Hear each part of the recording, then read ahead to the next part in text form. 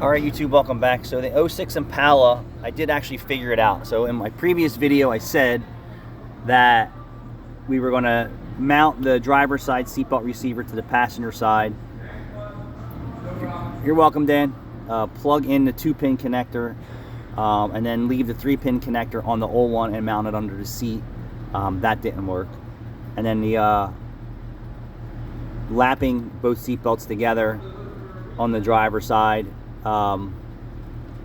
just seemed like it was too bulky and clunky, or just laying it down and having it in position.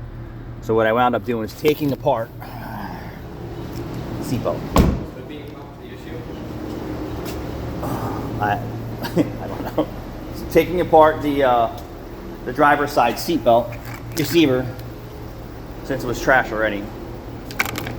Taking it apart, and this window here is the module with the 3-pin connector. So once I figured out how it all worked, I removed this part of the seatbelt and the 2-pin connector, taking the module and the 3-pin connector, cutting it away from the seatbelt, and then we're going to explain what I did so you guys understand. And you have to have the seat in position and mount it to the floor to ensure that the airbag light stays out. Alright, let's go on the other side. Stay with me. So up here, you'll see that the seatbelt is in pretty much its natural position. What you don't see in between the seat and this piece here is the module where this seatbelt material was sewn to it. So I cut the old seatbelt material off of the top part, gutted all the plastics, took the module out, mounted the module to the seat frame, and then lapped the new seatbelt receiver over it, tightened everything up, and it works. So of course it's got light interior and I got grease prints everywhere, so I'm going to clean all that up. And hopefully we don't, and the airbag light's flashing, it's going through its check, and then the airbag light will go off and say, hey, everybody's happily married here.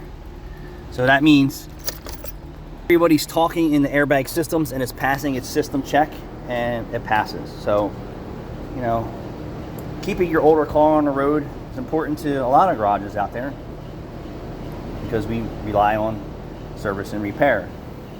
These newer vehicles, and this car's in mint condition for an 06, by no means is it a POS. It's in fantastic condition. They bring it in for regular maintenance and repairs, even to the point to where they want the seat belts to actually work. And who doesn't? I mean, I have some customers who don't want their seats fixed, and the seat tracks are broken, the seats are broke, and they're driving around and wires sticking out of it, you know, and I have to operate these vehicles,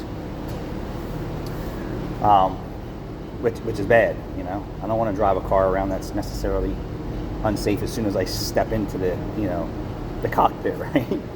And you'd be surprised with shifters that are loose and steering wheels that are clunking and loose and don't lock, and just on and on and on. This is current. So my point is, instead of the customer saying, oh, well, let me just get rid of this car because of seatbelt issues, we figured it out, right? How many shops would really try and figure that out for a customer? How many shops you actually think would even try this? I mean, they would go to used route, right, and say, ugh, this is garbage. Once they found out they picked the right one, Yeah. Yeah, and we ordered used, and they were just as bad as what we were taking out, and that's why I said, you know, this is just not worth doing. So fortunately, we found seatbelt, that new one at the dealer on the driver's side, and obviously it was ridiculous. And then the passenger side was discontinued. But you know, the newer cars that are coming out, the 18 to 25s, these customers really have no idea what's coming for repairs and maintenance. Yeah. No idea. A mirror on this, just 2006, maybe is $150 parts and labor. A mirror on a brand new vehicle is $500 to $1,500 with programming and everything else. So, taillight assemblies, used for $600 for used taillight assemblies on newer vehicles. New ones are thousands of dollars. Yeah, you know, it's part of your ADAS system, your lane departure, your camera, you know, all your exterior systems that we actually work on here, you know, but not too many shops do. So we actually do that ADAS stuff. And then thinking outside the box here, right?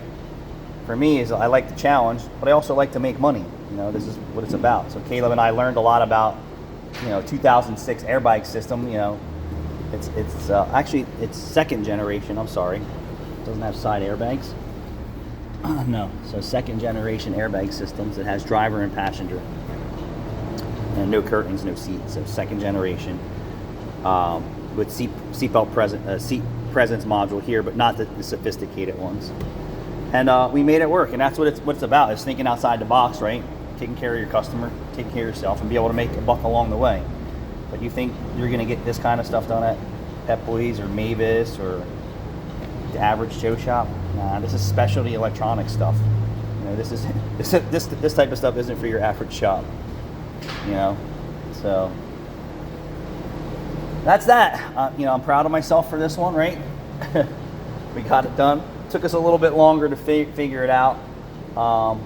We only billed the customer for the time that was allotted to remove this, and I'm going to take this on the chin a little bit here for the additional labor time. I'm going to say at least another hour of farting around to figure it out. Yeah. Yeah, I mean, Yeah. we started delivery yesterday, and then, Oh yeah. So probably 2 hours of extra farting around time. I mean, like an hour and a half until. Hour and a half, 2 hours, which I'm not billing the customer for. So, well, I'll absorb that expense. And that's that. Thanks for watching.